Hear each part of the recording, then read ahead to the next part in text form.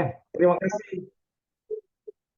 Terima kasih Pak Bambang. Terima kasih rekan-rekan sekalian. Saya sangat senang masih bisa berjumpa dengan rekan-rekan sekalian. Pada pertemuan kali ini, saya diminta untuk membicarakan kitab-kitab kebijaksanaan.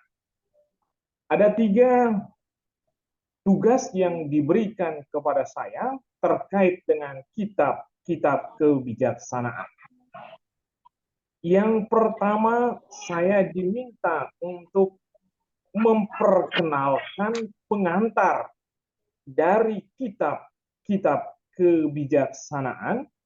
Lalu kemudian saya akan masuk ke kitab yang pertama dari kebijaksanaan, yaitu Amsal, dan yang kedua nanti Pengkhotbah. Jadi ada tiga bagian yang dipercayakan kepada saya: pengantar kitab-kitab kebijaksanaan, Amsal, dan Pengkhotbah. Malam hari ini saya hanya akan memperkenalkan pengantar umum dari kitab-kitab kebijaksanaan. Nah, pada awal perjumpaan kita hari ini, saya tadi sudah ditanyakan oleh Pak Bambang, apakah pembicaraan kita malam ini cukup mendalam ataukah tidak? Ya, saya tidak tahu persis apakah akan mendalam atau tidak. Yang pasti bahwa saya sudah men-sharekan bahan-bahan untuk malam ini. Tentu saja kitab-kitab kebijaksanaan sangat mendalam, namun belum tentu saya bisa membawakannya secara mendalam kepada rekan-rekan sekalian. Serem judulnya, kata Pak Bambang, kitab-kitab kebijaksanaan. Tampaknya mungkin saya tidak cocok untuk membawakannya karena kurang bijaksana. Namun saya mencoba untuk memperkenalkannya kepada rekan-rekan sekalian, dan untuk itu saya akan share screen terlebih dahulu.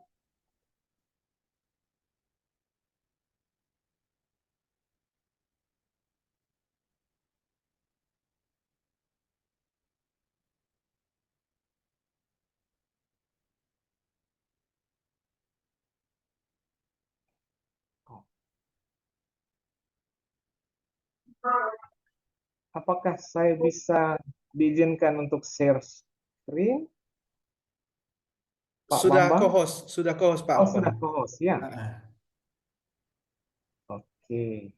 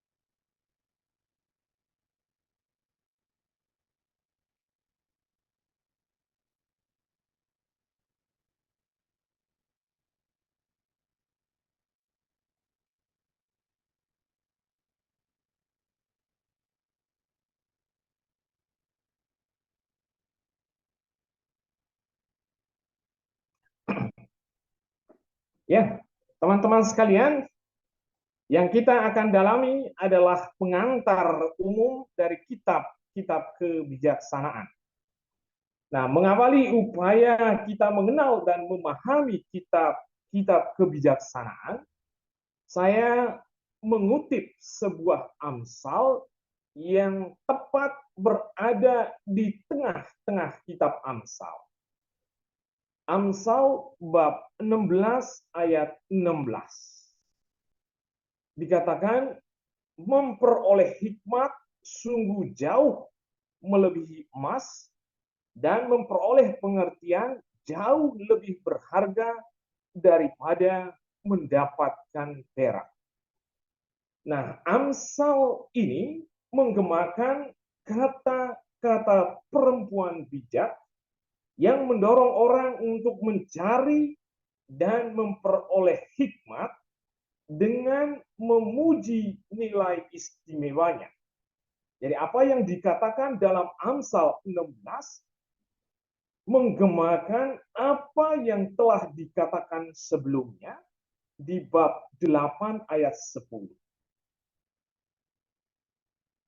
Perempuan bijak mengatakan demikian, terimalah didikanku lebih daripada perak, dan pengetahuan lebih daripada emas pilihan. Buahku lebih berharga daripada emas, bahkan daripada emas tua. Hasilku lebih daripada perak pilihan. Nah, Amsal ini juga membenarkan apa yang telah dikatakan jauh sebelumnya di bab 3 ayat 13 sampai 18. Orang-orang yang memperoleh hikmat dan pengertian itu berbahagia. Nah, rekan-rekan sekalian, saya sengaja mengutip Amsal 16 ayat 16 yang berbicara tentang pujian bagi orang yang memperoleh hikmat dengan maksud dan tujuan untuk memberi dorongan dan semangat bagi kita sekalian untuk mengikuti upaya kita mengenal kitab-kitab Amsal dalam kursus ini. Karena ternyata Amsal memiliki nilai yang sangat istimewa.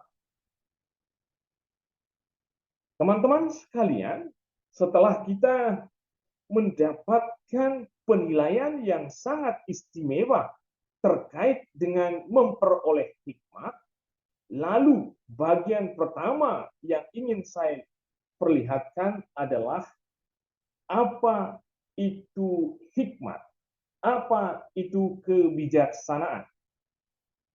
Nah, untuk memahami pertanyaan ini dan menjawabnya, saya pertama-tama mengutip apa yang dikatakan dalam Kamus Besar Bahasa Indonesia.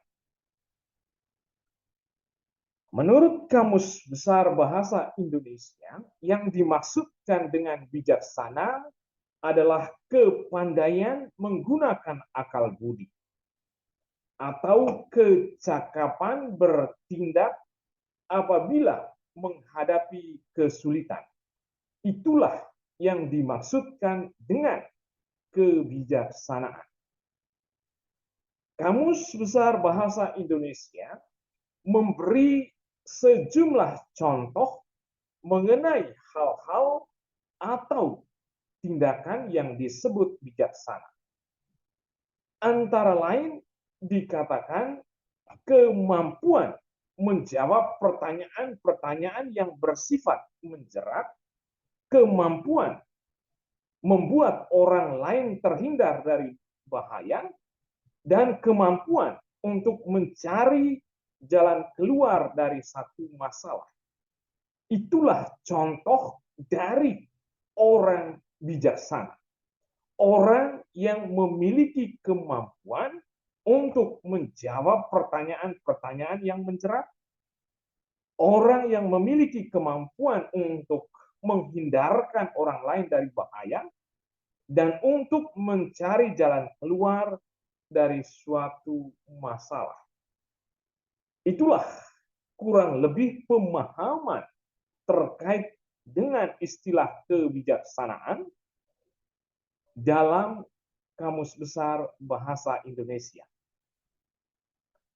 Nah, apakah pemahaman itu serupa dengan yang diperlihatkan dalam Perjanjian Lama? Nah, untuk itu mari kita lihat istilah yang digunakan untuk kebijaksanaan dalam Perjanjian Lama. Ada dua istilah yang dipakai. Yang pertama adalah hokmah dan yang kedua hakam. Hokmah adalah kata benda yang diterjemahkan dengan hikmat atau kebijaksanaan. Sedangkan hakam, bahasa Ibrani, ini adalah kata sifat yang diterjemahkan dengan bijaksana. Jadi rekan-rekan sekalian, kita sudah mengenal dua istilah yang dipakai dalam Perjanjian Lama, dua istilah Ibrani untuk kebijaksanaan dan bijaksana. Hokmah dan hakam. Dan kedua istilah ini menunjuk pada kecakapan dan keahlian di berbagai bidang kehidupan manusia. Jadi dua istilah ini mengacu pada kecakapan dan keahlian dalam berbagai bidang kehidupan manusia. Pada masa awal Israel, pengrajin yang terampil yang membuat bejana emas, perak, perunggu, serta orang yang menjahit kain untuk kemah suci digambarkan sebagai orang yang penuh dengan kebijaksanaan atau hikmah. Orang-orang ini disebut dengan orang yang memiliki hikmah, memiliki kebijaksanaan. Nah, mari kita lihat di kitab Keluaran bab 35 ayat 31. Di sana dikatakan, lihatlah Tuhan telah menunjuk Bezaleel bin Uri bin Hur dari Yehuda dan telah memenuhinya dengan roh Allah, dengan hikmah, pengertian, pengetahuan dalam segala macam pekerjaan. Dalam Keluaran bab 35 ayat 35, hikmah juga dipakai untuk menunjuk kepada keahlian. Dengan kata lain, istilah hikmah dan hakam, kebijaksanaan atau bijaksana, itu digunakan untuk berbagai kecakapan dan keahlian dalam berbagai bidang kehidupan manusia. Nah, istilah hokmah atau hakam, ya, hokmah dan hakam juga dipakai bagi orang yang pandai menjalin hubungan baik dengan sesama. Yang pandai menjalin hubungan baik dengan orang tua, teman, suami istri, majikan, dan bahkan dengan lawan sekalipun. Orang yang memiliki kemampuan untuk ini disebut dengan orang yang memiliki hikmat. Disebut dengan orang yang bijaksana.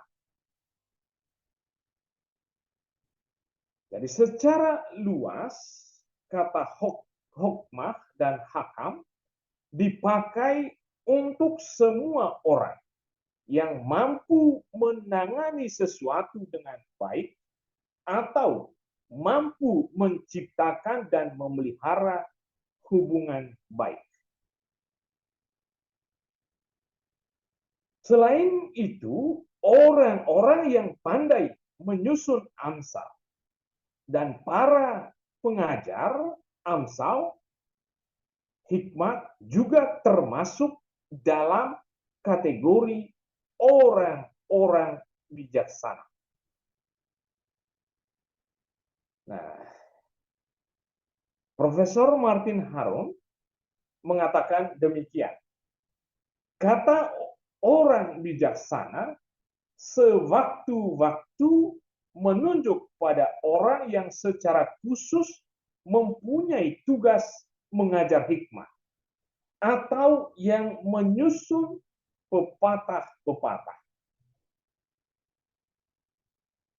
Kedalaman ajaran hikmat serta bentuk seninya itu memang menunjukkan ada golongan khusus orang-orang bijaksana pada waktu itu. Orang-orang bijaksana itu mengembangkan dan memelihara sastra kebijaksanaan sambil menimba hikmat tradisional dari bangsa Israel dan juga bangsa-bangsa lain sebagai sarana untuk mendidik angkatan muda, golongan atas dan kelas menengah agar bisa mengontrol jalan hidupnya. Nah, dengan demikian, rekan-rekan sekalian, kata kebijaksanaan dapat dilihat sebagai istilah umum yang mencakup segala pencarian manusia untuk memahami dan mengatur realitas, untuk menemukan jawaban atas pertanyaan yang mendasar dalam hidup dan dalam lingkungan alam semesta, serta untuk meneruskannya dari satu generasi ke generasi yang lain. Nah, itulah beberapa gagasan pemahaman mengenai istilah hikmah. Rekan-rekan sekalian, dengan demikian sejauh ini kita sudah mengenal arti dari kata kebijaksanaan atau hikmat dalam Perjanjian Lama dan juga dalam kitab, terutama kitab-kitab kebijaksanaan. Kita mengenal bahwa istilah yang dipakai untuk kebijaksanaan dan bijaksana dalam istilah Ibrani adalah hokmah dan hakam. Dan istilah ini dipakai untuk menunjuk pada berbagai macam kecakapan dan keahlian dalam kehidupan manusia.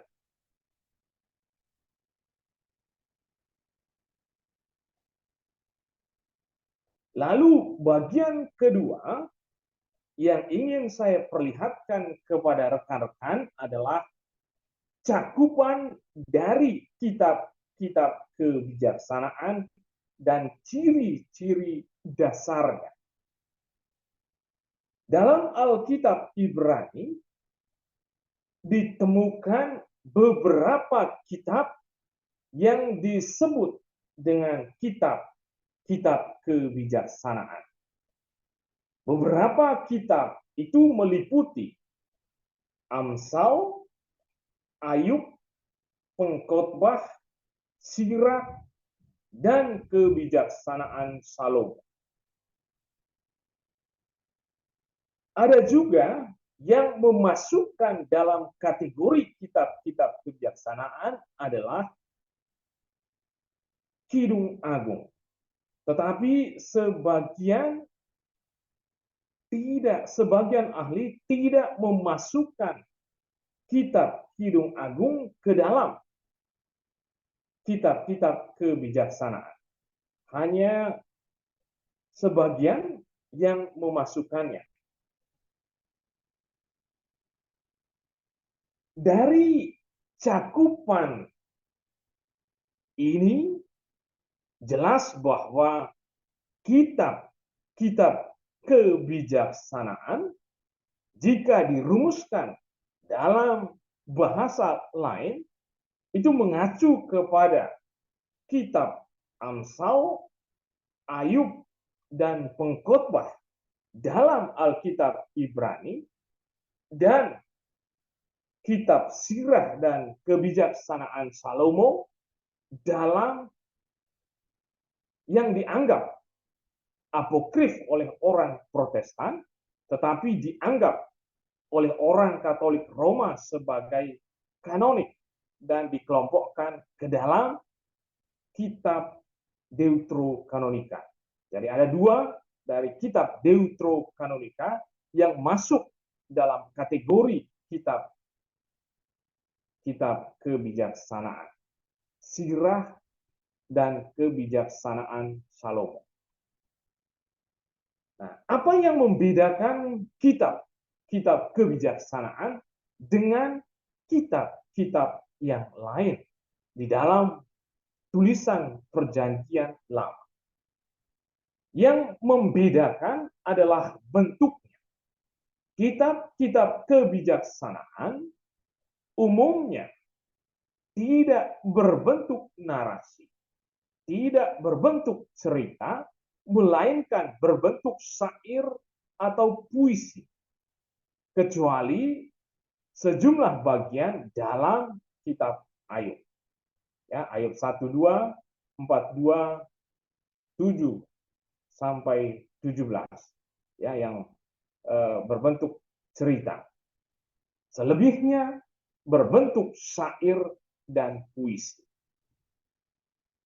Nah, dikemas dalam bentuk syair dan pepatah, pengajaran di dalam kitab-kitab kebijaksanaan umumnya bersifat praktis dan konkret tentang bagaimana mengenali alam semesta, mengenali diri serta kehadirannya di dalam alam semesta, dan mengenali relasinya dengan lingkungan dan alam semesta.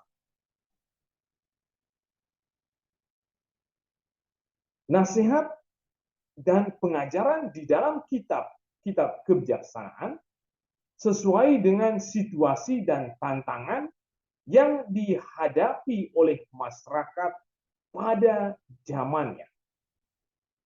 Tujuannya apa? Tujuannya agar para pembaca menjadikan nasihat-nasihat dan pengajaran dalam kitab-kitab kebijaksanaan sebagai pedoman dalam kehidupan konkret sehari-hari. Kitab-kitab kebijaksanaan itu memang berisi pengajaran tentang bagaimana orang harus menata hidupnya, bagaimana orang harus hidup sejalan dengan tatanan alam semesta, dan bagaimana orang bisa hidup sukses dan bahagia.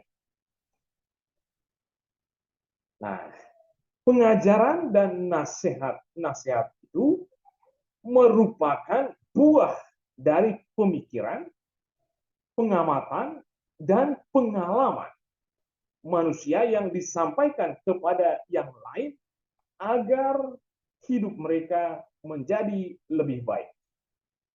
Mari kita lihat beberapa nasihat, beberapa pengajaran yang memuat kritikan terkait dengan orang bebal, orang fasik, dan orang malas. Ya, di Amsal misalnya 18 ayat 2 mengatakan orang bebal tidak suka pada pengertian, hanya suka membeberkan isi hatinya. Tidak baik berpihak kepada orang fasik dengan menolak orang benar dalam pengadilan, dan seterusnya dan seterusnya. Nah, karena tujuan dari nasihat dan pengajaran itu sebagai pedoman konkret dalam kehidupan sehari-hari, maka kitab-kitab kebijaksanaan itu tidak berbicara tentang perjanjian antara Allah dengan umat Israel, atau tidak berbicara mengenai sejarah penyelamatan bangsa Israel. Sebaliknya, kitab-kitab itu berkaitan dengan nasihat tentang bagaimana mendapatkan kebijaksanaan dan berperilaku bijaksana dalam hidup. Nasihat dan pengajarannya berkaitan dengan pemahaman manusia tentang kehidupan, tentang tatanan kehidupan, dan pada akhirnya tentang Tuhan sebagai pencipta dan pengatur alam semesta. Nah, dalam konteks inilah saya mengutip seorang profesor yang namanya Catherine Dell, seorang ahli dalam sastra hikmat Perjanjian Lama. Dia mengatakan demikian: nasihat dan pengajaran dalam kitab-kitab kebijaksanaan berkaitan dengan kehidupan manusia dan hubungannya dengan sesama, dengan alam sekitarnya, dan dengan Tuhan.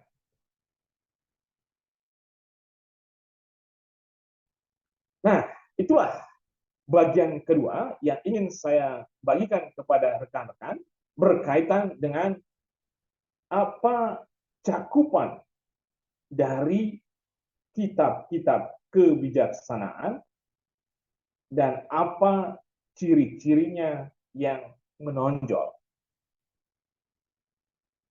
Nah, setelah bagian ini, saya akan melanjutkan pada bagian yang menampilkan diskusi mengenai asal-usul dari sastra kebijaksanaan dan apa kekasan dari hikmat atau kebijaksanaan orang Israel. Nah, hikmat Israel kuno itu bertolak dari pengalaman hidup manusia pada umumnya, dan tampaknya sudah menjadi milik bersama umat manusia. Kebijaksanaan dalam hikmat orang Israel kuno merupakan sebuah konsep yang dapat juga kita temukan dalam hampir setiap budaya, di setiap waktu dan tempat. Apa yang dikemukakan dalam kitab-kitab kebijaksanaan hampir bisa kita temukan refleksi permenungan yang hampir serupa dalam setiap kebudayaan, di setiap waktu dan tempat. Nah, dalam setiap budaya kita menemukan orang bijak, atau kita menemukan adanya orang bijak yang memiliki wawasan khusus terkait dengan interaksi antar sesama, yang memiliki kemampuan luar biasa dalam pengerjaan akan sesuatu dan dalam merumuskan kata-kata penuh hikmat dan pengetahuan. Dengan kata lain, hikmat Israel kuno itu bertitik tolak dari pengalaman hidup. Dan pengalaman hidup itu tidak hanya dialami oleh bangsa Israel, tetapi juga oleh bangsa-bangsa lain. Hampir setiap budaya, di setiap tempat kita menemukan nasihat-nasihat bijak, ajaran-ajaran penuh kebijaksanaan. Perjanjian Lama mengakui dan berbicara tentang adanya orang bijak dari luar bangsa Israel. Hal itu bisa kita temukan dalam kisah Yusuf dan Musa. Di sana diceritakan tentang Firaun yang memanggil para ahli sihir, dukun, dan orang bijak untuk menafsirkan mimpi dan melakukan mujizat. Juga di 1 Raja bab 4 ayat 30, di sana dikatakan bahwa hikmat Salomo melebihi hikmat semua orang di timur dan melebihi segala hikmat orang Mesir. Juga dalam kitab Daniel, Raja Belshazzar memanggil orang-orang bijaksana dari kerajaannya untuk menafsirkan tulisan misterius yang muncul di dinding istana pada waktu perjamuan. Nah, dari kutipan-kutipan ini, kita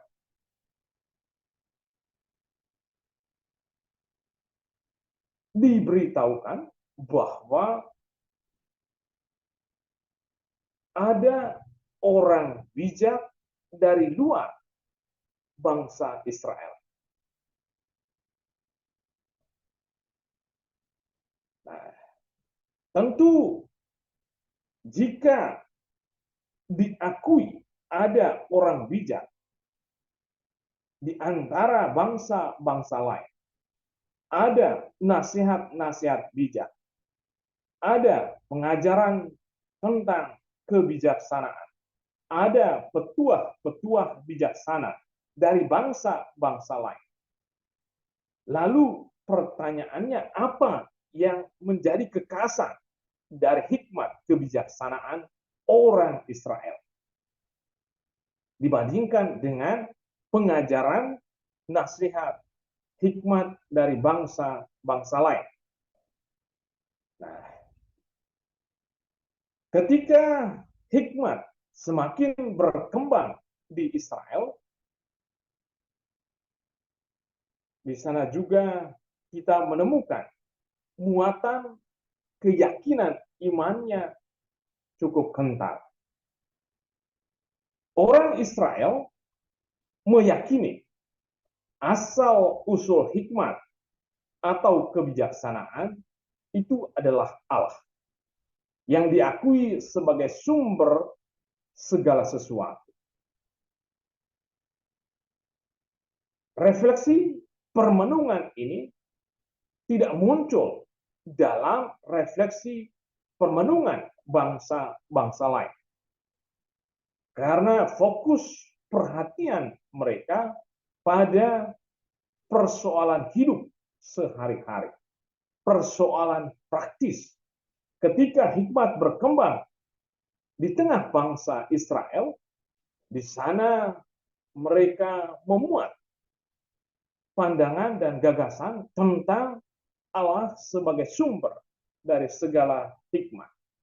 Nah, keyakinan orang Israel tentang Allah sebagai sumber dari segala hikmat itu terungkap dalam beberapa teks berikut. Nah, di 1 Raja-Raja bab 4 ayat 29 sampai 30 kita menemukan gagasan demikian. Allah memberikan kepada Salomo hikmat dan pengertian yang amat besar serta akal yang luas dan seterusnya. Lalu kemudian di dalam kitab Sirah, di sana juga dikatakan segala kebijaksanaan dari Tuhan asalnya, ada padanya selama-lamanya. Di Amsal ayat 1 sampai 7, ayat 1 bab 1 ayat 7 di sana dikatakan takut akan Tuhan adalah permulaan pengetahuan.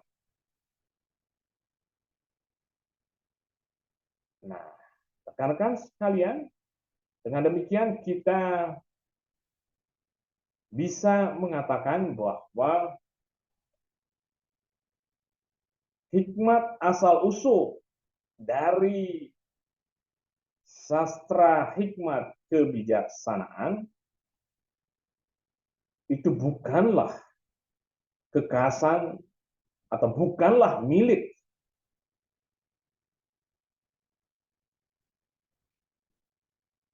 dari bangsa Israel.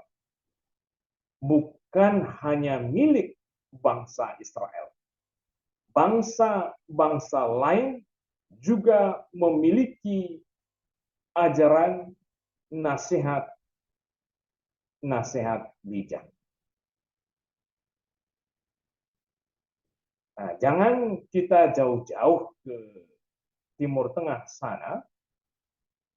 Dalam budaya kita, setiap budaya, setiap daerah, kita juga menemukan nasihat dan ajaran kebijaksanaan yang dirumuskan dalam kalimat-kalimat pendek. Hampir setiap budaya memiliki itu.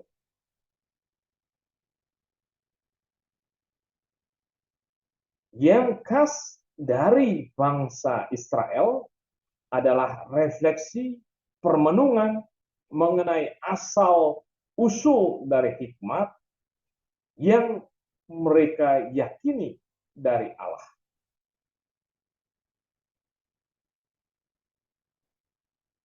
Takut akan Tuhan dikatakan permulaan dari hikmat, permulaan dari pengetahuan.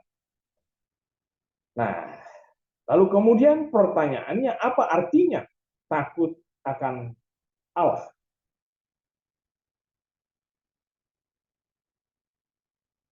Nah, dalam pemahaman dan keyakinan orang Israel, tidak ada kebijaksanaan tanpa sikap takut akan Allah. Takut akan Allah adalah ungkapan yang sering kita temukan dalam tulisan Perjanjian Lama dan memiliki pemahaman yang berbeda-beda.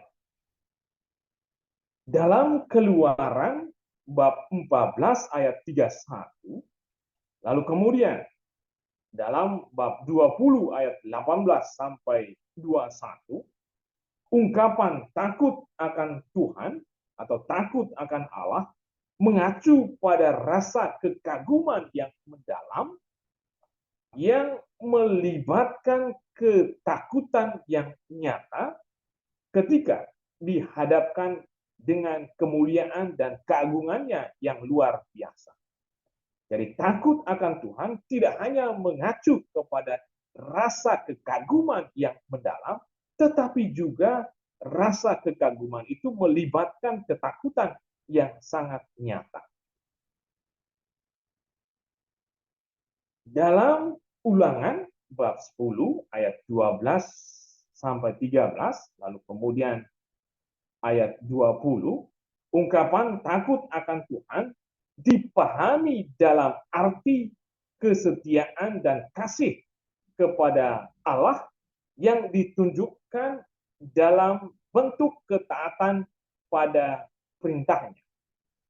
Nah, dalam pengertian ini, ungkapan takut akan Allah menjadi motivasi untuk melakukan hal-hal praktis seperti bagaimana memperlakukan orang lain. Dalam kitab Amsal, ungkapan takut akan Tuhan juga dipahami dalam pengertian moral etis.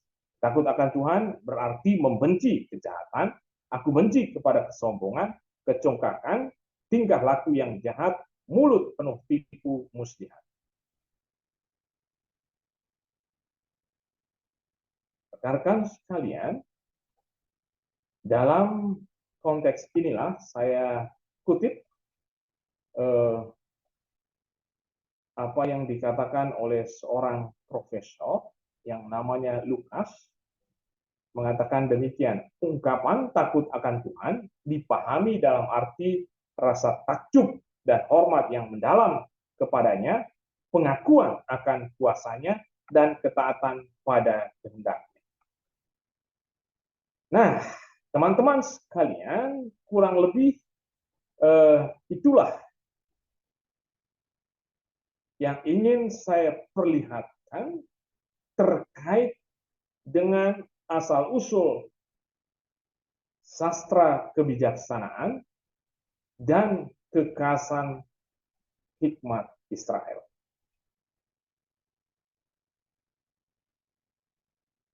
Untuk sementara saya berhenti di sini dulu. Saya kembalikan kepada Pak Bambang. Ya, mungkin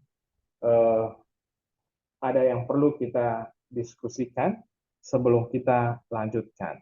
Baik, Silakan, Bang. terima kasih Pak Alfon. Baik Bapak Ibu, mungkin sebelum kita melanjutkan, bagi Bapak Ibu yang ingin berkomentar atau yang ingin bertanya sekilas materi yang barusan dijelaskan, boleh silakan mungkin angkat tangan atau nyalakan mic-nya.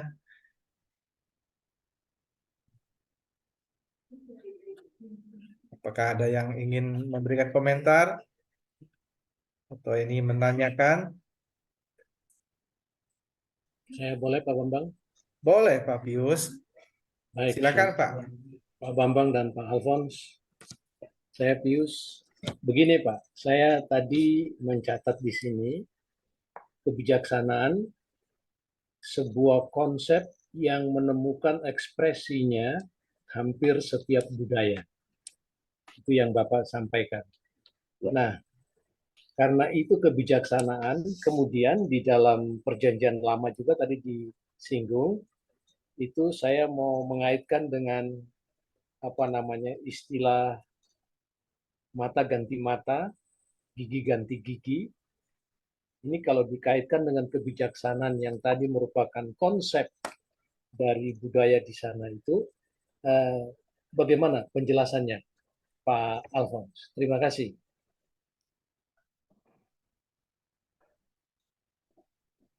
Ya, Pak Pius, terima kasih atas pertanyaannya. Tadi saya mengatakan bahwa hikmat atau sastra jenis tulisan hikmat yang memuat nasihat dalam bentuk kalimat pendek, ya, yang itu ada hampir dalam setiap budaya. Tentu rumusannya berbeda-beda antara budaya yang satu dan budaya yang lain, antara zaman yang satu dengan zaman yang lain. Dalam dunia kita juga bisa kita temukan ajaran nasihat bijak, ya ada macam-macam. Kalau kita bisa refleksikan atau renungkan, ada begitu banyak nasihat bijak yang juga ditemukan dalam dunia kita yang diwariskan dari generasi ke generasi yang lain. Nah, lalu kemudian Pak Yus tadi mengangkat salah satu ajaran atau nasihat bijak mengenai gigi ganti gigi, mata ganti mata. Tentu ajaran nasihat bijak ini ditempatkan dalam konteks pembalasan. Pembalasan yang mungkin dipahami sebagai sesuatu yang adil. Jika seseorang telah menghilangkan mata seseorang, membutakan mata seseorang, maka harus dibalas dengan hal yang setimpal, hal serupa. Itu mungkin dibalik gagasan atau dibalik ke Amsal pepatah yang mengatakan mata ganti mata, gigi ganti gigi. Nah, konsepnya adalah pembalasan yang setimpal. Amsal, nasihat bijak yang diwariskan dari zaman ke zaman, tentu saja kemudian dikoreksi oleh zaman berikutnya, oleh orang bijak dari generasi atau zaman berikutnya. Ajaran atau nasihat bijak mengenai pembalasan yang setimpal ini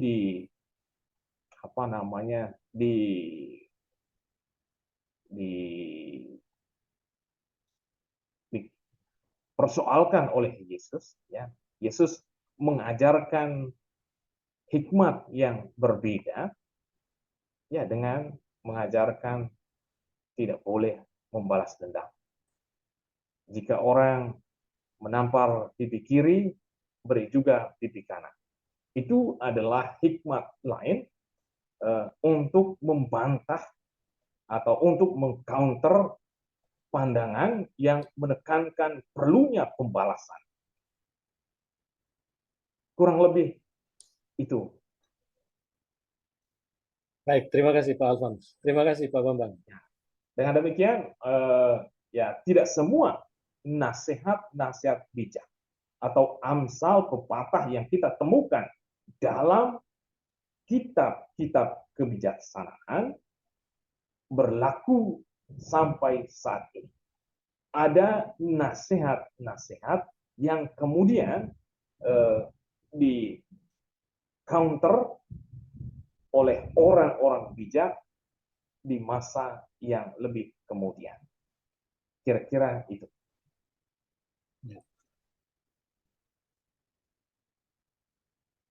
Ya, saya mohon tanya, Bang Alfons.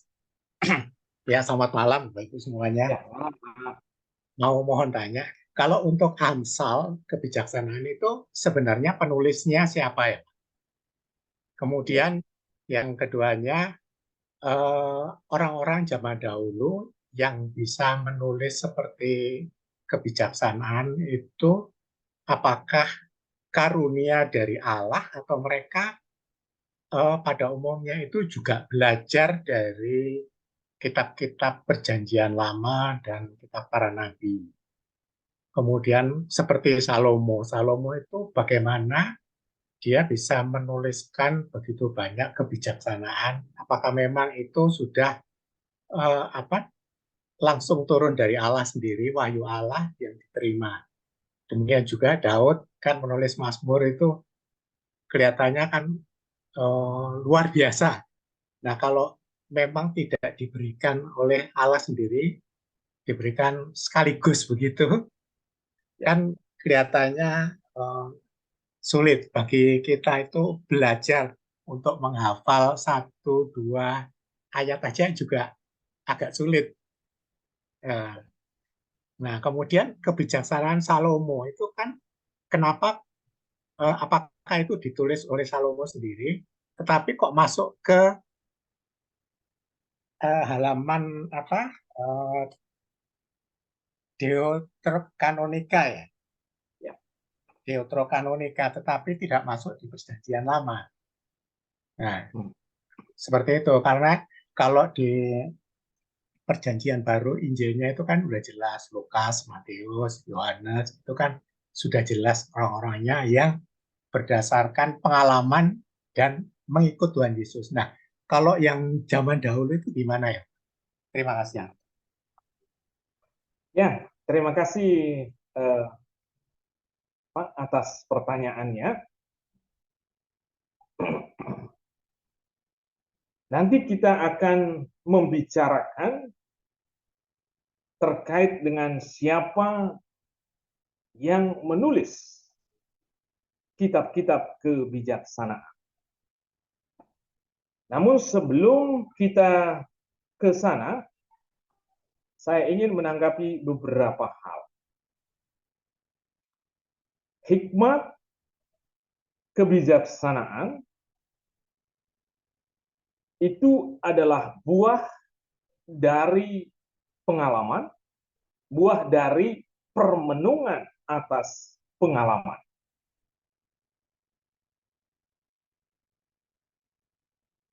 Lalu kemudian hasilnya ditulis atau disampaikan dalam bentuk kalimat-kalimat pendek.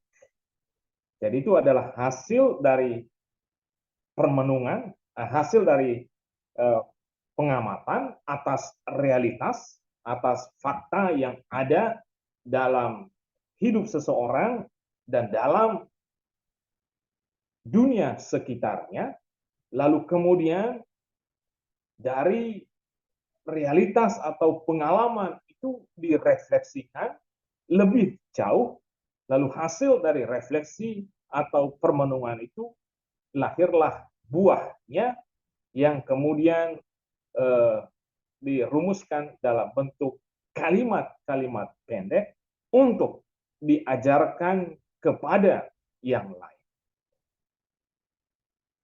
Kita akan lihat ya, kebijaksanaan itu sesungguhnya mulai ditanamkan oleh orang tua dalam lingkungan keluarga.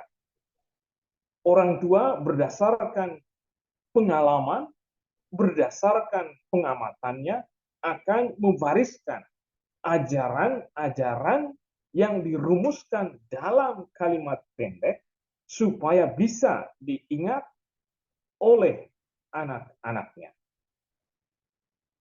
Lalu kemudian anak-anaknya akan meneruskan lagi untuk generasi berikutnya jika itu masih dirasa bermanfaat. Jadi pertama-tama itu adalah buah dari refleksi atas pengalaman hidup. Jadi asal-usul dari hikmat itu adalah, kita bisa katakan asal-usulnya adalah refleksi, permenungan atas pengalaman hidup. Dari generasi ke generasi, dari waktu ke waktu. Nah, pengamatan itu ya tentu saja dari zaman ke zaman selalu ada orang yang mencoba mengamati pola tatanan kehidupan alam semesta dan juga pola tingkah laku manusia, lalu kemudian dia rumuskan dalam bentuk kalimat-kalimat pendek untuk diajarkan kepada yang lain. Yang membedakan refleksi pengalaman hidup itu dengan refleksi pengalaman hidup orang Israel adalah mereka memasukkan keyakinan tentang Allah sebagai sumber dari segala sesuatu, termasuk dari hikmat. Itulah yang kemudian membedakan antara hikmat orang Israel dengan bangsa-bangsa lain. Orang Israel kemudian memiliki pemahaman dan keyakinan bahwa takut akan Tuhan, takut akan Allah adalah permulaan dan bahkan dan sumber dari hikmat. Nah, itulah yang bisa kita katakan sebagai kekhasan dari orang Israel karena memasukkan keyakinan religius mereka dalam memahami segala sesuatu yang ada dalam kehidupan manusia, lingkungan, dan alam semesta. Kira-kira itu yang ingin saya tanggapi sebelum kita nanti akan masuk ke bagian berikut, yaitu siapa yang menulis kitab-kitab kebijaksanaan. Nah, lalu kemudian yang kedua yang ingin saya tanggapi itu terkait dengan cakupan dari kitab kebijaksanaan. Tadi saya sudah menyebutkan kitab-kitab kebijaksanaan itu meliputi Amsal, Pengkhotbah, lalu kemudian apa lagi? Ayub, lalu apa lagi?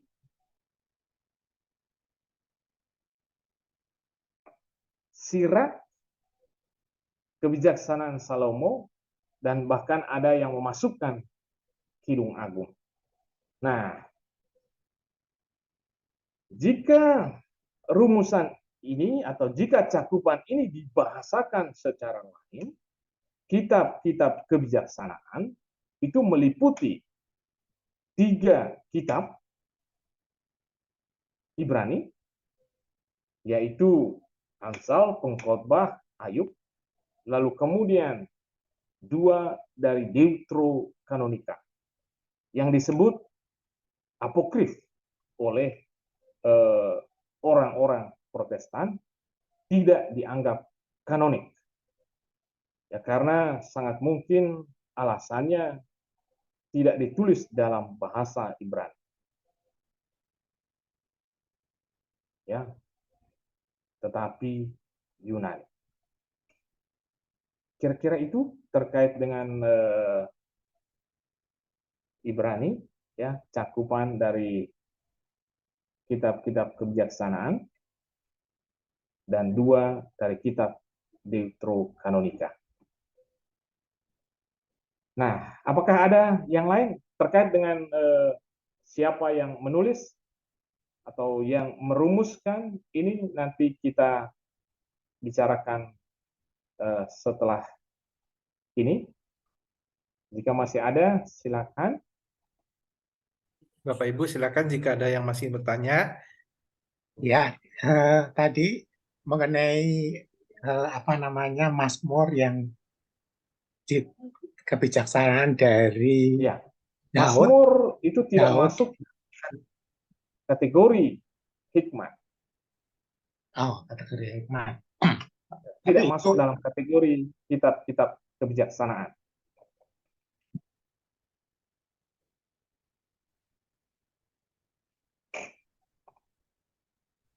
Baik, Pak Suprito ya, sudah mendapatkan jawabannya, Pak.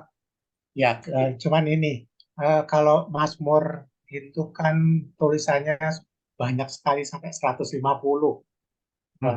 pasal. Nah, itu semua apakah ditulis oleh Daud dan apakah Daud menulisnya itu memang sekaligus mendapat wahyu dari Allah atau bagaimana ya?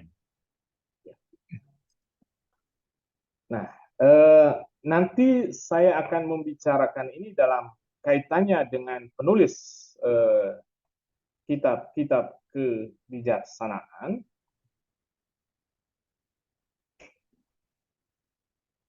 Ya, untuk sementara saya simpan pertanyaan ini karena nanti akan kita jawab pada saat kita diskusi mengenai penulis. Oke, kalau tidak ada, Baik, saya sudah boleh lanjutkan aja, Pak. Pak Alvan. Oke, baik. Nah.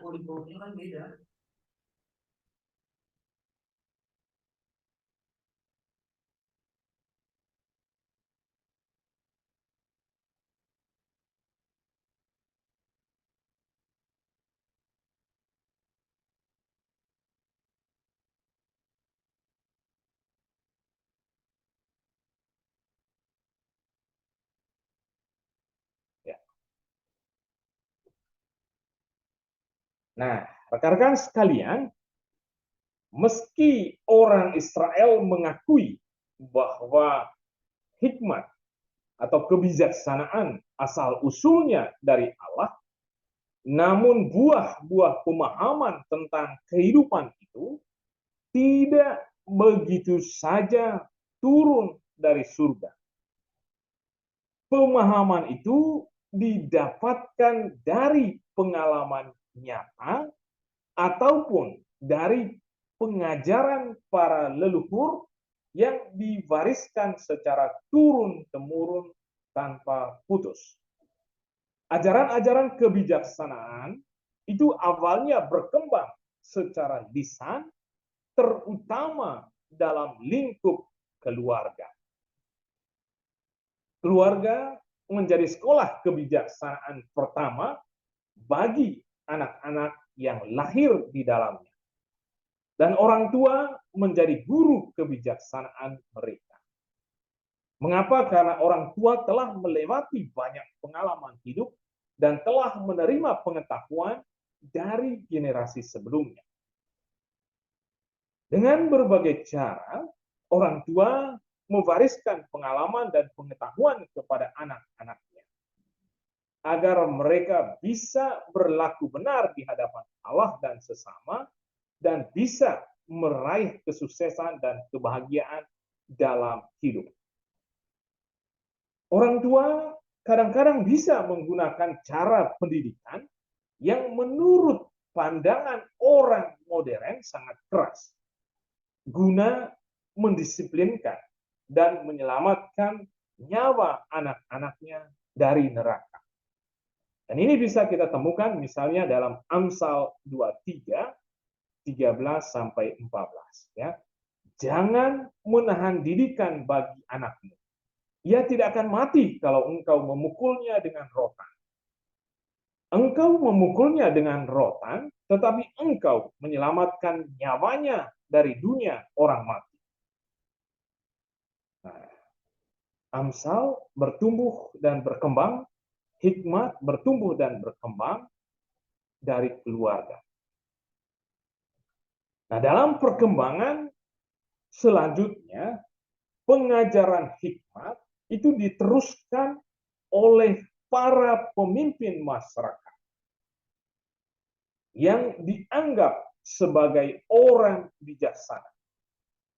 Berkat kemampuan intelektual dan pengalaman hidup, para pemimpin masyarakat dianggap bijaksana.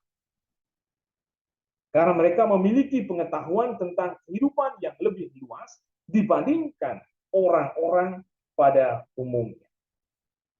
Jadi pengajaran hikmat juga diteruskan, juga didapatkan dan diteruskan oleh para pemimpin.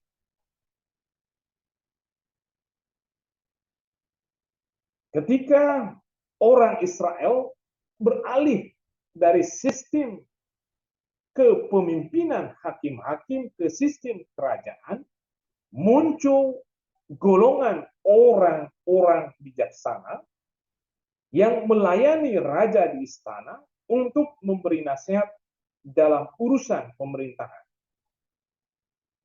Orang-orang muda dipersiapkan untuk terlibat dalam urusan kerajaan, dan mereka diwajibkan untuk belajar kebijaksanaan dari orang-orang bijak di sekolah yang dibangun oleh penguasa kerajaan.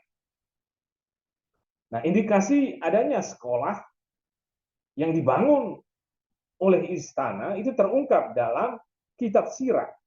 Ketika Ben Sirah mengundang para pembacanya untuk tinggal di rumah pendidikan. Ya, di Sirah 51-23 dikatakan, mendekatlah kepadaku kamu yang belum terdidik, dan tinggallah di rumah pendidikan. Dan biasanya orang yang menikmati pendidikan di sekolah istana itu berasal dari golongan berada dan terdidik. Dan mereka akan dipekerjakan untuk melayani kerajaan.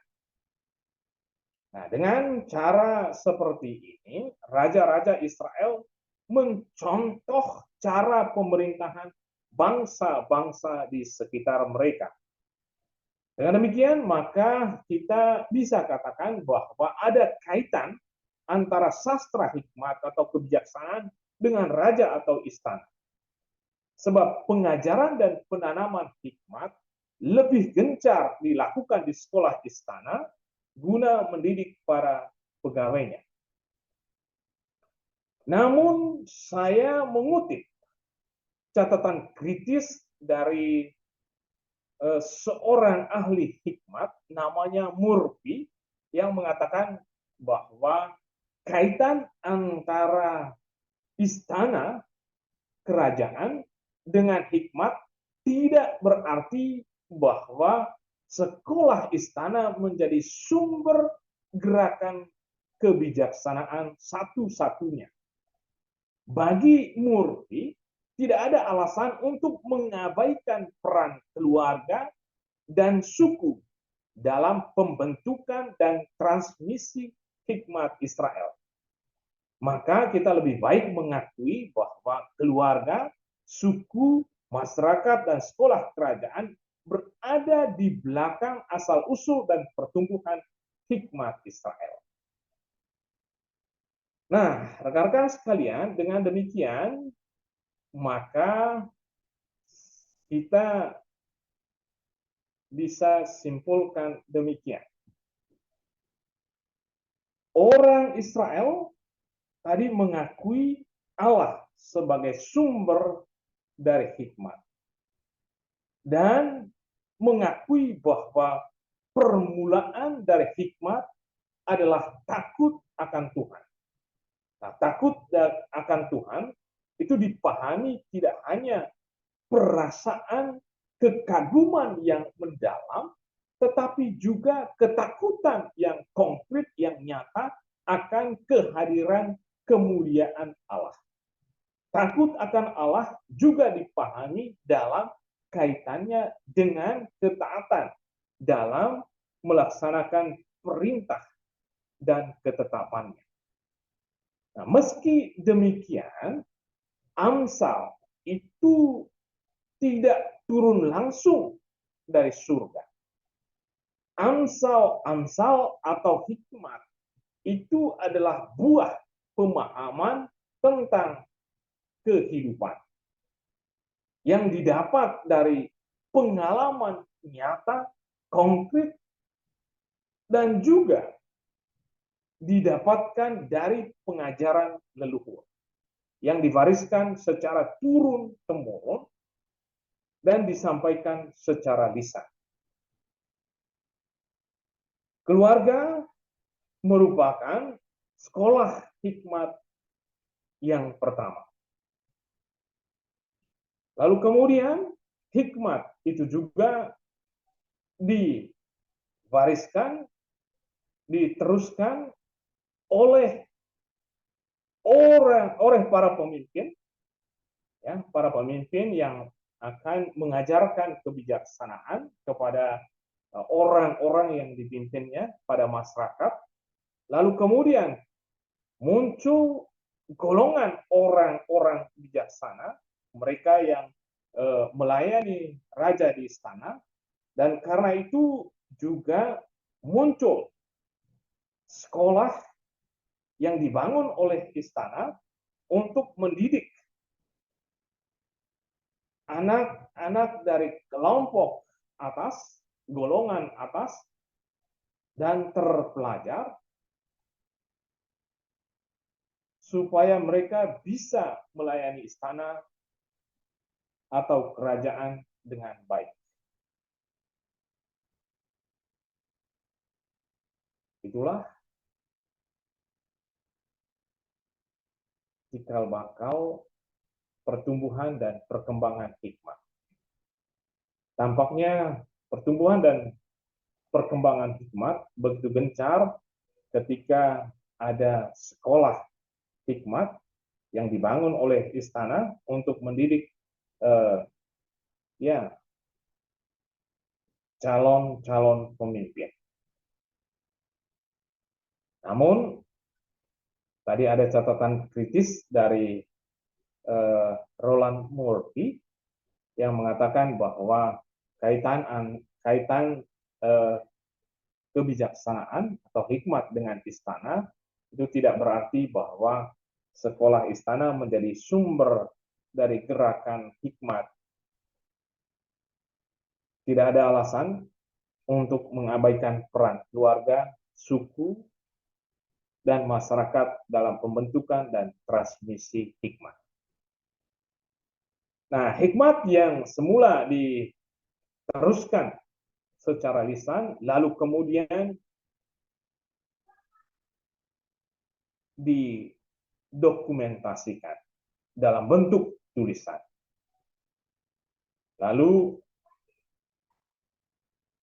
muncullah kumpulan ajaran kebijaksanaan dalam aneka bentuk, perumpamaan, teka-teki, ungkapan, peribahasa, instruksi, dan kisah-kisah lucu. Nah, bagian berikutnya yang ingin saya perlihatkan kepada rekan-rekan adalah siapa penulis kitab-kitab kebijaksanaan. Beberapa kitab kebijaksanaan secara eksplisit dikaitkan dengan Raja Salomo. Ada dalam Amsal 1 ayat 1, ada di Kidung Agung 1 ayat 1, lalu juga kebijaksanaan Salomo sebagaimana tampak dalam judul kitabnya. Dalam tradisi Yahudi dan Kristiani, Raja bijaksana abad 10 Masehi dikenal sebagai pengarang. Mengapa Raja Salomo dari abad 10 dikaitkan dengan penulisnya?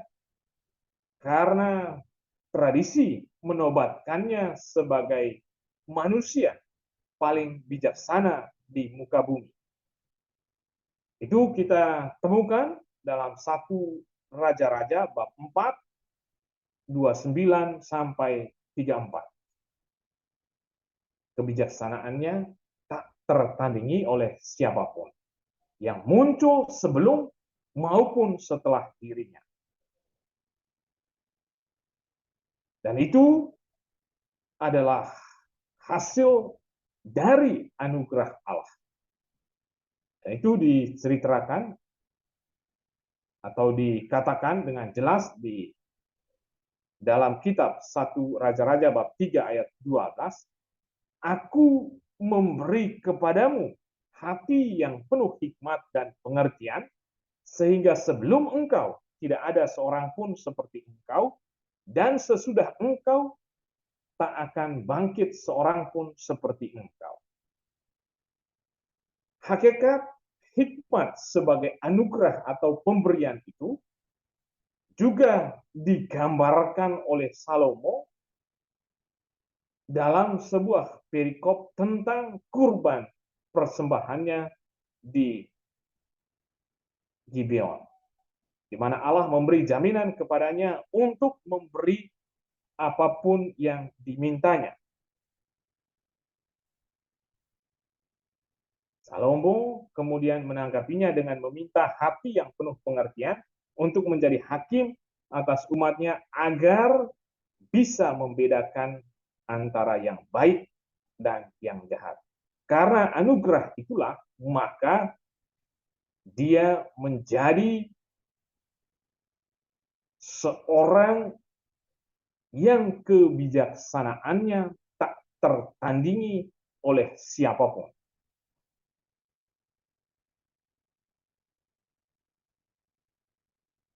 Hikmat Salomo tampak secara nyata ketika dia menyelesaikan pertikaian antara dua orang perempuan yang memperebutkan seorang bayi. Itu diceritakan di 1 Raja-Raja bab 3, 16 sampai 24. Saya kira ini adalah kisah yang familiar dan rekan-rekan sekalian kiranya sudah mengenal kisah ini. Dan dalam kunjungan Ratu Negeri Seba untuk mendengarkan kebijaksanaan Salomo di bab 10 1 Raja-Raja ayat 1 sampai 13. Jadi kebijaksanaan Salomo itu terlihat secara jelas dalam dua kisah ini. Nah, karena itulah sastra kebijaksanaan dikaitkan dengan Raja Salomo, dan lebih-lebih juga karena dia dikatakan mengubah 3.000 Amsal dan nyanyian berjumlah 1.005 di 1 Raja-Raja bab 4 ayat 32. Nah, tidak ada seorang pun yang lebih bijaksana dari Salomo di Israel. sampai tentu saja akhirnya muncul Yesus Kristus yang menyatakan dirinya sebagai seorang yang lebih dari Salomo.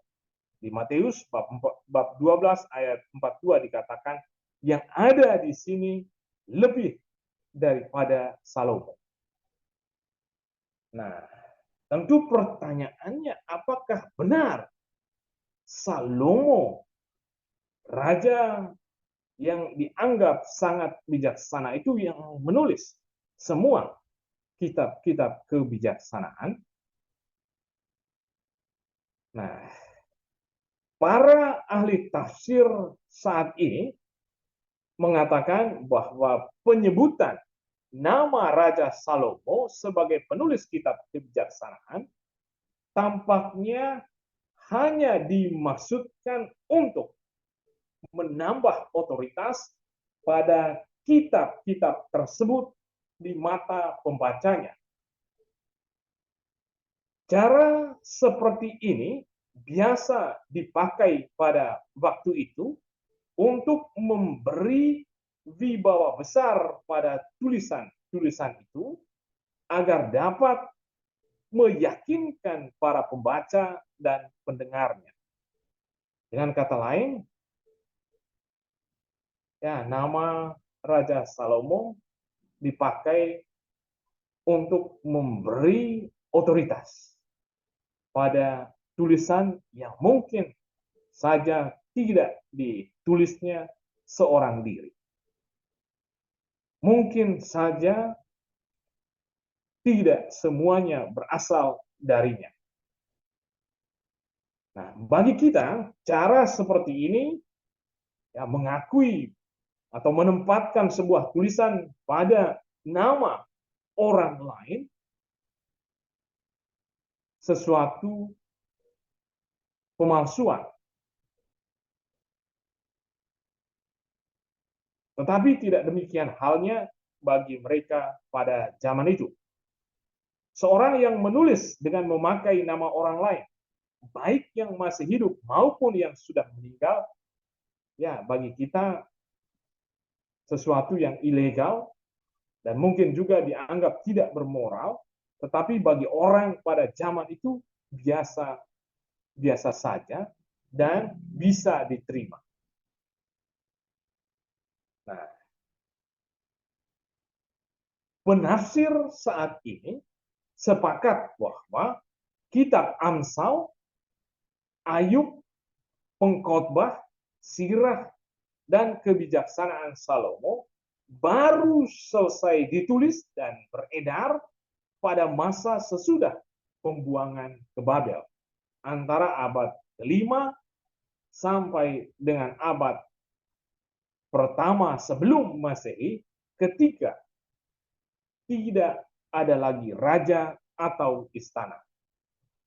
Meski baru selesai ditulis dan dikumpulkan dan ditulis pada abad-abad yang lebih kemudian, antara abad ke-5 sampai ke-1 sebelum Masehi, namun hal itu tidak lalu berarti bahwa bahan yang termuat di dalamnya berasal dari masa yang lebih kemudian.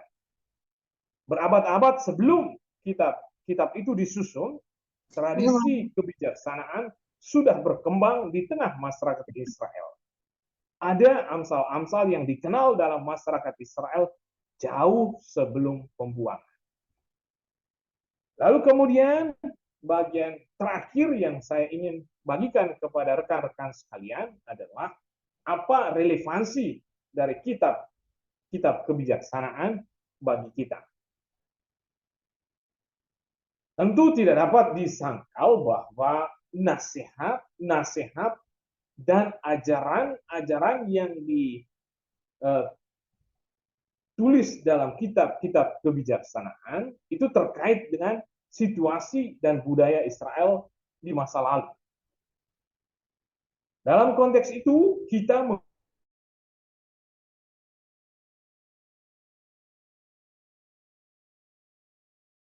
mengakui bahwa ada sejumlah kitab-kitab kebijaksanaan yang rasa-rasanya tidak cocok lagi diterapkan pada masa kini. Contohnya apa saja?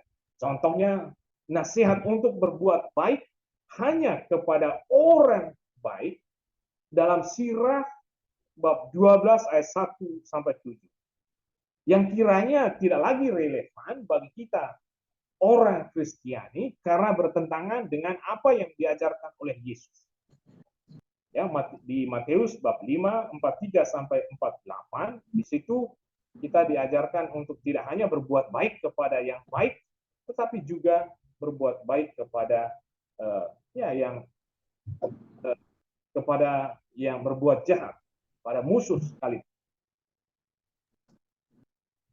Nah, dalam kitab Sirah juga ada sejumlah ajaran yang terlalu optimis sehingga kebenarannya tidak lagi didukung oleh kitab yang lain. Misalnya dalam Sirah dikatakan orang yang takut akan Tuhan pada akhirnya akan sejahtera dan akan diberkati pada hari ajalnya. Janji kehidupan bahagia bagi orang takwa ini diragukan oleh Ayub, seorang saleh yang hidupnya malah penuh derita. Juga pengkhotbah yang berkata, dalam hidupku yang sia-sia, aku telah melihat segala hal ini. Ada orang saleh yang binasa dalam kesalehannya, ada orang fasik yang hidup sampai tua dalam kejahatannya. Dan demikian maka ya ada sejumlah ajaran yang terlalu optimis mengenai kalau kita takut akan Tuhan maka kita akan hidup sejahtera dan diberkati, kita akan mendapat usia yang panjang. Dalam kenyataannya ada orang baik yang menderita, ada orang baik yang matinya cepat, ada orang yang jahat yang hidupnya sampai tua dalam kejahatannya. Dan lain sebagainya. Ya, kira-kira itu rekan-rekan sekalian. Semoga pertanyaan mengenai siapa penulis dari kitab kebijaksanaan terjawab. Yang ingin saya katakan lebih lanjut adalah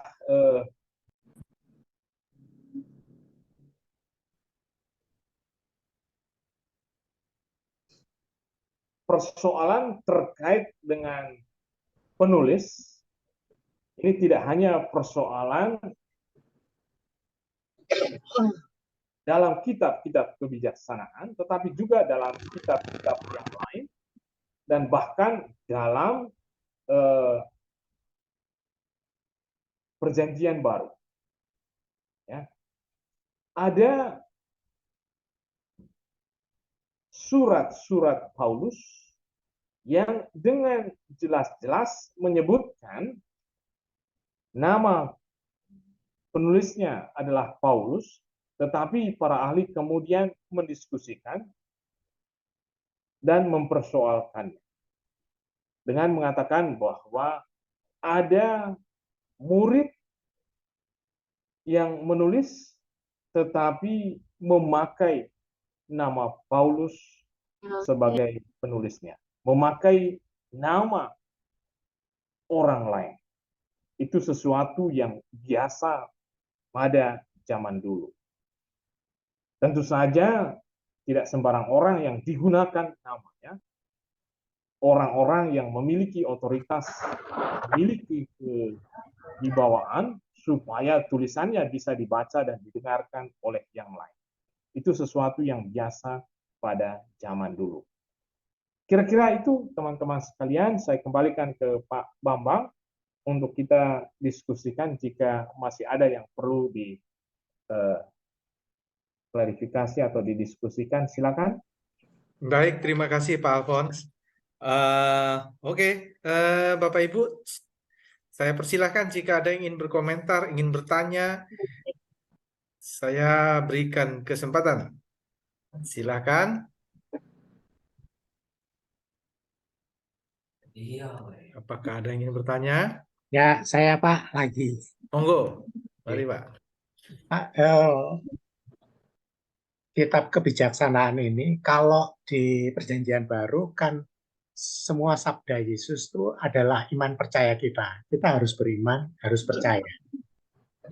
Apakah kebijaksanaan ini juga merupakan iman, kita harus mengimani dan kita harus mempercayainya. Karena kalau kita percaya sama sabda Yesus, kita akan diselamatkan. Apakah dengan kebijaksanaan ini kita juga akan memperoleh keselamatan seperti kekuatannya itu, kuasanya itu, apakah juga seperti di dalam Perjanjian Baru? Terima kasih. Ya, terima kasih atas pertanyaannya.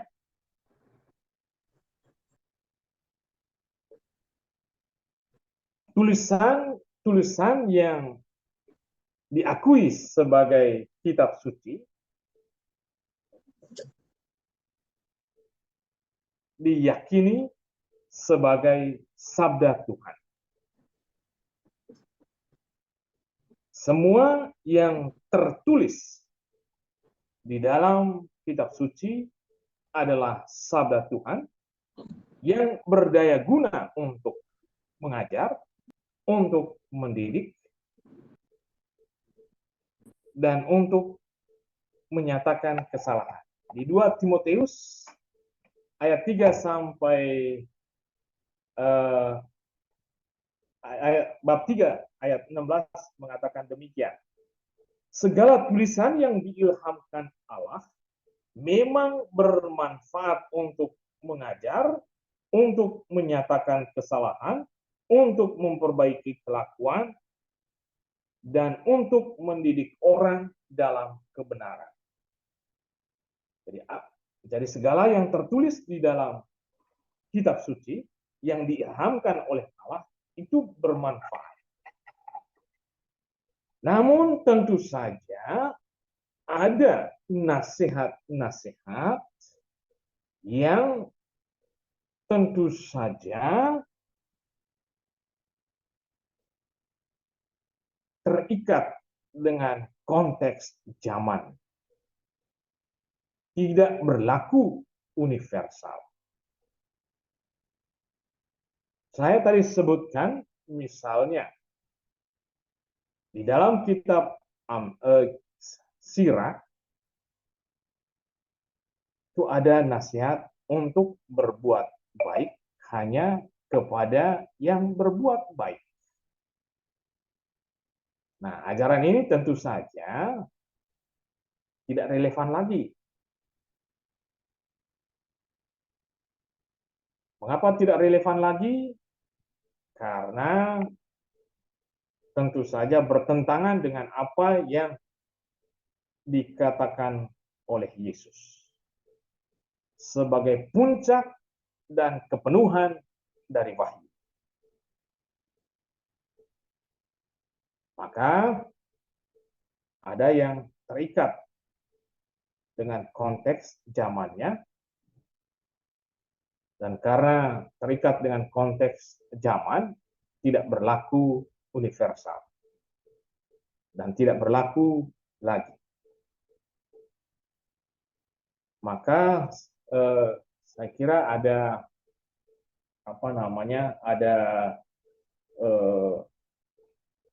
tingkatan, ya, karena Yesus adalah puncak dan kepenuhan wahyu, maka apa yang dikatakan mengenai dia dan ajaran tentang dia tentu lebih otoritatif daripada yang lain. Meski demikian, ini adalah sabda Tuhan yang ditulis. Semuanya adalah sabda Tuhan yang ditulis dalam bahasa manusia. Karena ditulis dalam bahasa manusia, maka ada kemungkinan keterbatasannya, seperti yang tadi kita lihat mengenai jika kita takut akan Tuhan, kita akan memperoleh kesejahteraan, memperoleh umur yang panjang, dan lain sebagainya. Tentu faktanya kita menemukan bahwa ada orang baik yang menderita, seperti Ayub, ada orang baik yang cepat mati, ada orang fasik yang hidup sampai tua dalam kefasikannya. Dengan demikian kita menemukan bahwa ya refleksi-refleksi itu di satu sisi memiliki keterbatasannya, tetapi di sisi lain memiliki unsur-unsur kebenaran yang abadi. Ya, kira-kira itu yang ingin saya komentari. Oke, baik Pak Alfon. Berikutnya mungkin ada lagi Bapak Ibu yang ingin bertanya atau mengomentari.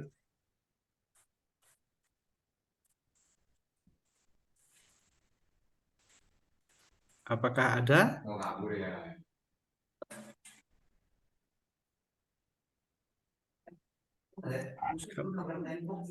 Bisa melalui chat juga kalau misalnya ini nggak ada yang mau live langsung, bisa juga nyalakan mic-nya. Sepertinya sudah pada paham, Pak Alfon. Ya, ya, tentu saja ini adalah bagian dari hikmat. Kalau orang diam, itu disimpulkan tak sebagai tanda atau bukti sudah memahami, tapi dalam kitab sirah juga dikatakan ada yang diam karena dia tidak tahu. Tidak tahu, tidak mengerti apa yang sedang dibicarakan.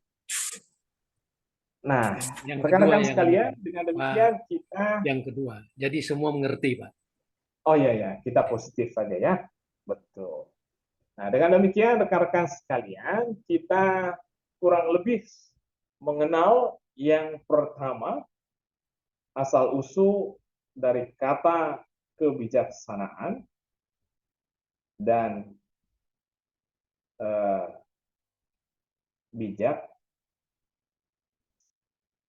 bijaksana atau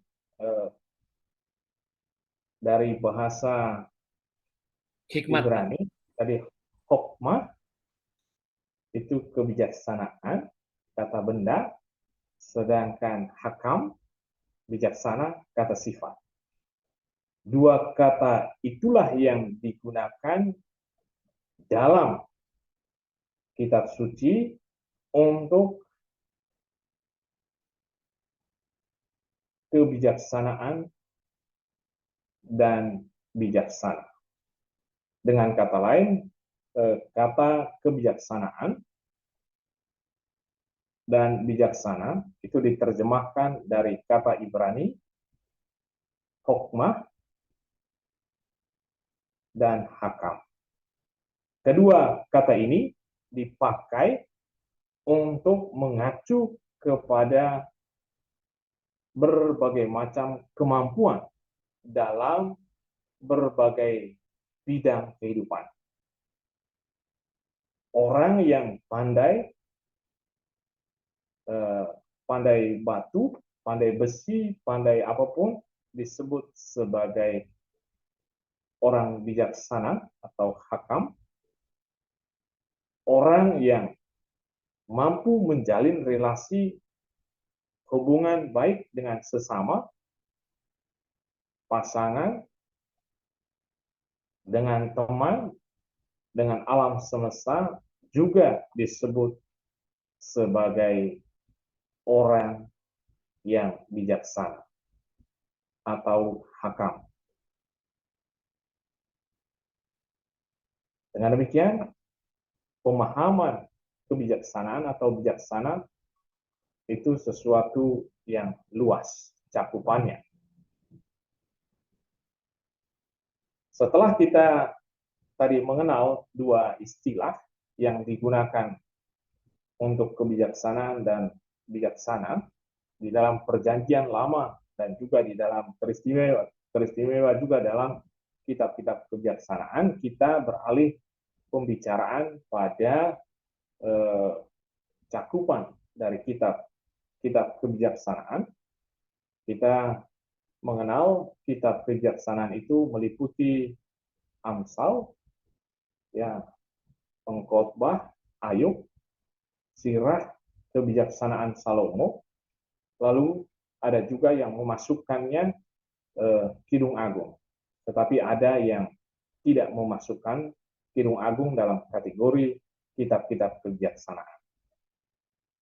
Lalu dari situ kemudian tadi kita masuk ke pembicaraan mengenai asal-usul dari hikmat, ya, sastra hikmat atau jenis tulisan hikmat. Kita mengatakan bahwa hikmat kebijaksanaan itu berasal usul dari pengamatan atas peristiwa hidup, atas kenyataan hidup. Pengalaman hidup direfleksikan, diamati, lalu kemudian direfleksikan, lalu buah dari refleksi itu kemudian dirumuskan dalam bentuk kalimat-kalimat pendek yang disampaikan dalam bentuk perumpamaan, dalam kata-kata bijak atau pepatah atau ya teka-teki. Lalu kita juga tadi diinformasikan mengenai kekhasan dari hikmat orang Israel. Orang Israel merefleksikan bahwa hikmat itu tidak hanya asal-usulnya dari pengalaman, pengamatan atas pengalaman, dari refleksi atas realitas, tetapi asal-usul dari segala macam hikmat atau kepandaian atau pengertian itu adalah Allah. Maka kita menemukan satu rumusan yang muncul berulang-ulang dalam Perjanjian Lama dan juga dalam terutama juga dalam kitab-kitab kebijaksanaan, bahwa takut akan Allah adalah permulaan dari hikmat. Dari situ kemudian kita menjelaskan mengenai pengertian atau pemahaman dari ungkapan takut akan Allah. Takut akan Allah dipahami sebagai suatu bentuk kekaguman pada yang ilahi, kepada Allah, tetapi juga ketakutan yang nyata, konkret, melihat, menyaksikan kehadiran dan kemuliaannya. Takut akan Tuhan juga dipahami sebagai sebuah ungkapan yang mengacu kepada ketaatan pada perintah dan ketetapannya.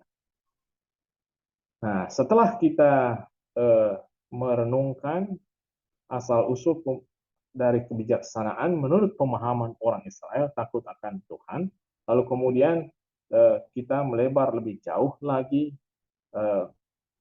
dengan mengatakan bahwa meskipun Allah dianggap atau dipahami sebagai asal-usul dari kebijaksanaan, tetapi itu tidak turun langsung dari langit. Ya. Hikmat kebijaksanaan itu diwariskan dari suku, ya, dari keluarga, suku, masyarakat, dan itu ditransmisikan oleh orang tua. Lalu kemudian selain orang tua, hikmat itu juga diajarkan oleh para pemimpin.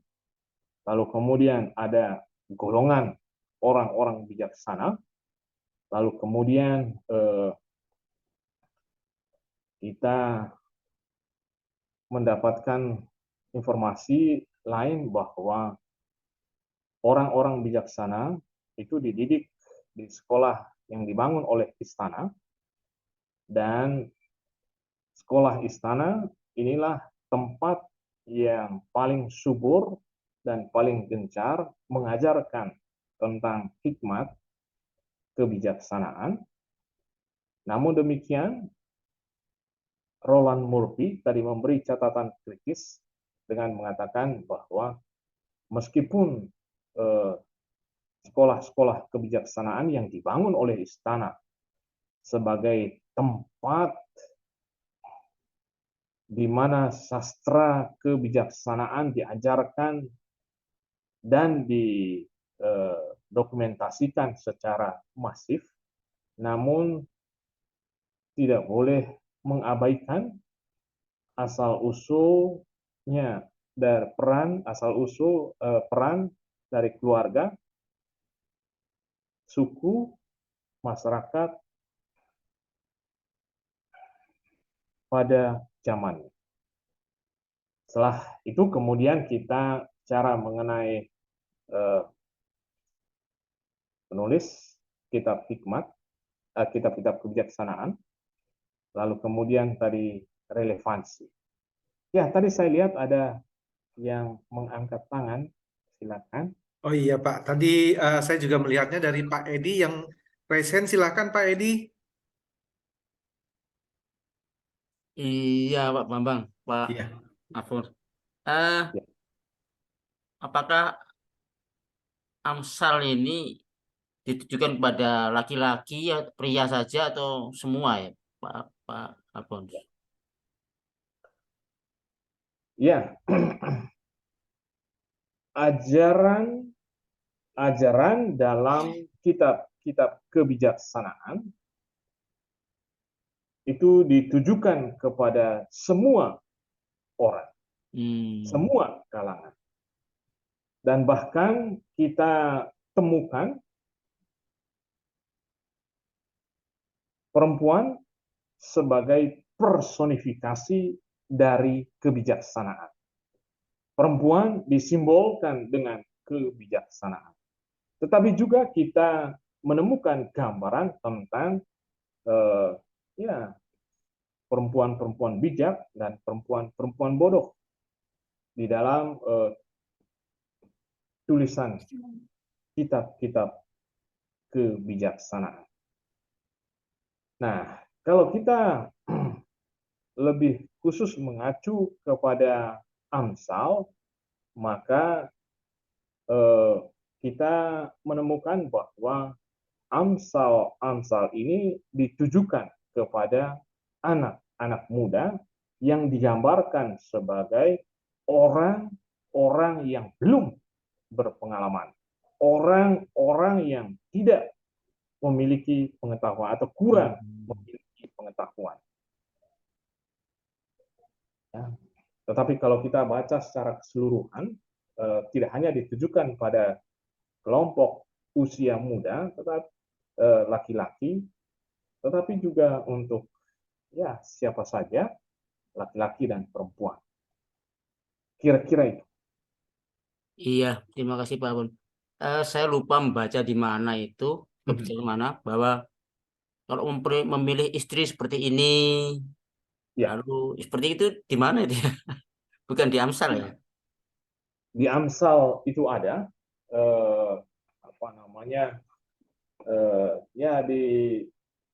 diajarkan tentang bagaimana menjadi istri yang bijak, juga digambarkan juga perempuan-perempuan yang bodoh atau istri-istri yang bodoh. Ada di Amsal.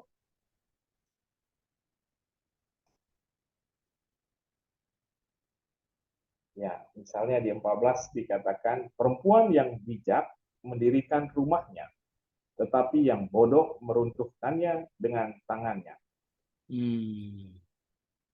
Dan lain sebagainya.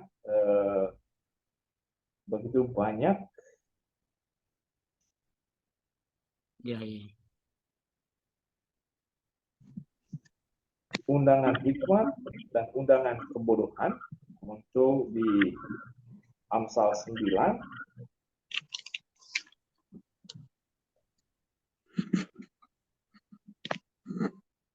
Ya, terima kasih Pak Alphonse. Ya.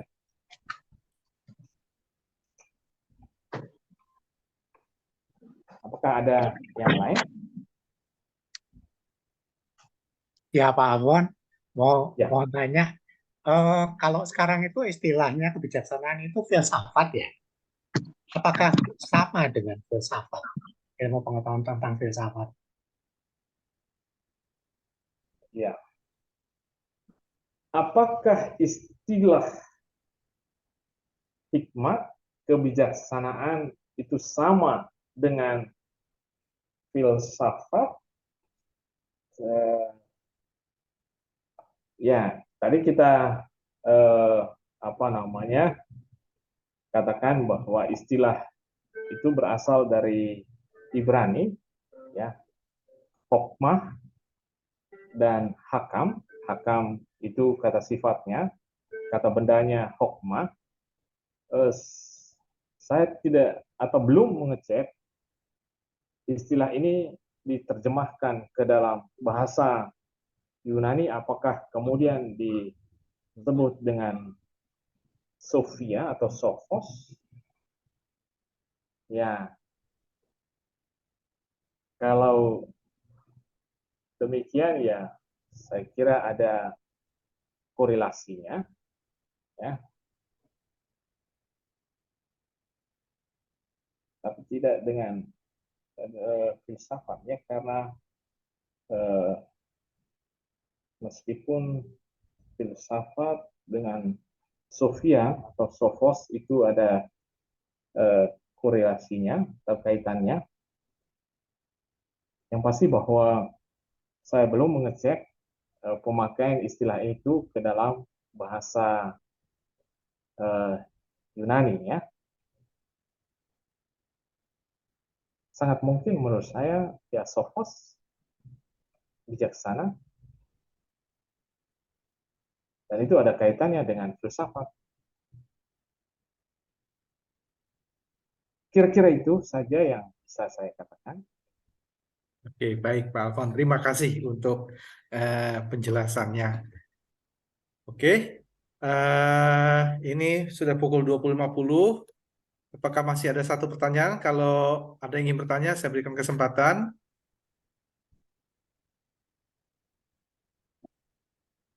Kalau sudah tidak ada lagi, berarti kita tutup pertemuan pada malam hari ini. Nanti kita akan lanjutkan pertemuannya kembali minggu depan. Itu kebetulan pas tanggal merah ya, Pak Alfon ya. Ya, Pas ya. Idul Adha. Itu. Oke, jadi demikian acara pertemuan pada malam hari ini. Terima kasih Pak Alfon yang sudah meluangkan waktu. Mari Bapak Ibu, kita sebelum beristirahat, kita tutup dulu acara ini dengan doa yang penutup ya. Mari Bapak Ibu, kita berdoa bersama dalam nama Bapa, Putra, Roh Kudus. Amin. Selamat malam Allah Bapa di surga. Terima kasih. Kiranya pertemuan pada malam hari ini dapat berjalan dengan baik dan lancar, agar kiranya kami juga boleh diberikan hikmat kebijaksanaan dalam hidup kami kepada setiap sesama maupun keluarga kami, rekan kami, teman kami, saudara kami. Terima kasih Bapak, kiranya sebentar kami akan beristirahat. Mohon jaga dan lindungi keluarga kami masing-masing, agar kami boleh besok bangun pagi dengan kondisi tubuh yang sehat dan beraktivitas kembali. Terima kasih Bapa. Doa ini kami panjatkan melalui Yesus Kristus Putramu Tuhan kami, yang berkuasa dengan Dikau Allah Bapa kini dan sepanjang segala masa. Dalam nama Bapa, Putra, Roh Kudus. Amin. Terima kasih sekali lagi Pak Alfon. Bapak Ibu terima kasih. Terima kasih Pak Bambang. Terima kasih Pak Pak Edi, Alfon. Pak Pius, Terima kasih Pak Aulia, Alfon. Pak Warren, semua. Terima kasih Pak Terima kasih. Alfon, Pak